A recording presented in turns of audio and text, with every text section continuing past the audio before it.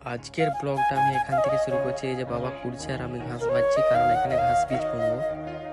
আর এই যে এই জায়গাটা দেখছো, এখানে একটু পরে হাল হবে। এখন অন্য লোকের হাল হচ্ছে, এই ট্রাক্টরটা দিয়ে আমাদের হাল হবে। এই যে এত বড় পুকুরটা দেখছো, এ অনেক বড় বড় মাছ আছে। তারপর চলে আসলো ট্রাক্টরটা, আমাদের হাল করে দিয়ে চলে গেল। তারপর বাবা সন্ধ্যাবেলায় গজা নিয়েছিল, গজা খেতে খেতে মায়ের রান্না দেখছি, মাংস রান্না। আহ, সেন্টটা যা উঠেছে, আমার তো জিভে জল চলে আসে। তারপরে কষা মা আমাকে তুলে দিল, আমি করে খাচ্ছি, তাকানোর সময় নেই। তারপর বাবা রুটি সেঁকছে, মা বেলে দিচ্ছে। মায়ের রুটি বেলা দেখে আমিও চলে আসলাম, দেখি আমি পারি কিনা। তোমরা সবাই রুটি বেলায় দেখো, অন্য কিছু দেখো না।